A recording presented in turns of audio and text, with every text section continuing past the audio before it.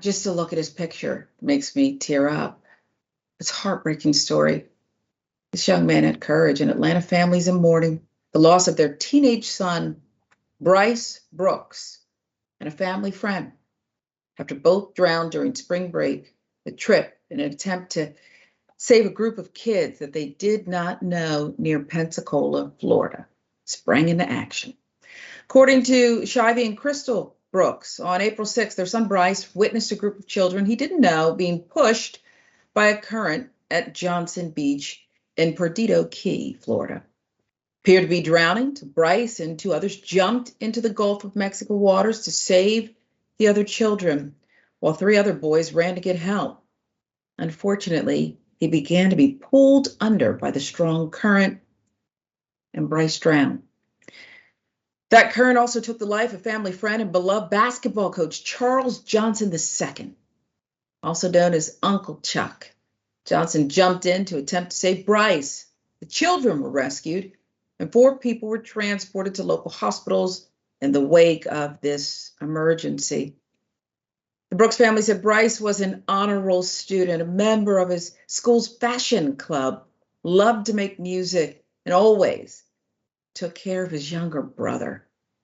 He also appeared on the Netflix show Instant Dream Home with his family, which a crew secretly renovated their Atlanta home. Quoting, "We're never going to get to see Bryce grow up to be the full man that he was going to be," Crystal said, "but we know that he stepped into his manhood to save these children, and that makes me proud. Doesn't take away an ounce of pain, but it makes me proud of our son." There's a GoFundMe that was started to help the family with funeral costs, and it currently has reached more than $85,000 in donations. We bring you this story because it's one of courage. It's heartbreaking, but I couldn't agree more with this mother who's lost and cannot ever replace her precious son when she said he stepped into manhood. It sounds like he didn't hesitate when he leapt into action and tried to preserve somebody else's life, a life he did not know. What does that speak to, in your view? And I mean, within his family structure, the way he was raised, and just perhaps inherently him. Yeah, I think it's a brilliant way to raise a kid with the goal of that when you grow up, you will be of service to others and willing to make sacrifices for other people's lives to make the world a better place. I also think it speaks to younger generations of people.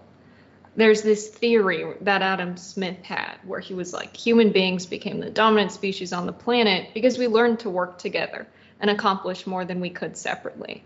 And now we're at this point where humanity faces so many problems that we're going to have to put the community and other people above our individual goals, our self-interest, if we want to continue to survive, right? Climate change is a problem much bigger than us.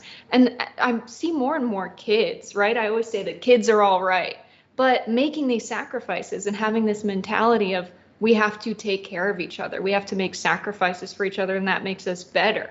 I think humans are evolving more and more, and this kind of story is becoming more frequent about young people, about kids. And maybe they're teaching us something because, I think also what you're saying there too is you have to put your own comfort aside, and say, you know what? You're a human being. I'm a human being. Let me do this. I also heard something, well, it's what I didn't hear in the family statements. They've got to be I'd be immobilized. I don't know how I would breathe or move. This family is giving praise and honor to their son, not full of what would be understandable blame or lashing out. It makes me think that I actually have a window into these people who I've never met, but I just have such sympathy and praise for, if you will, Jessica.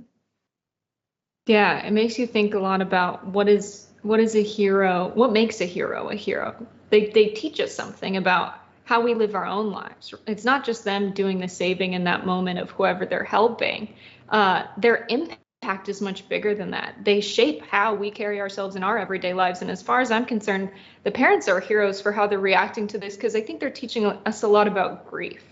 Because you could say, why weren't the kids safer while they were swimming? Where were the lifeguards? Where were their parents who let them go in the water, etc.? You could say all of that.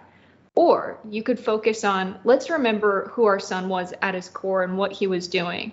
He was doing the best he could in that given moment. And that's beautiful. And remembering him that way and detaching yourself from the selfishness of you're going to miss this person and saying, what did he do with his life? How are we going to remember him? I think it's beautiful. I do too. He made the most of it. And we do want to once again mention Uncle Chuck, who also jumped in, didn't make it, jumped in without thought and tried to save this young man, protect this young man.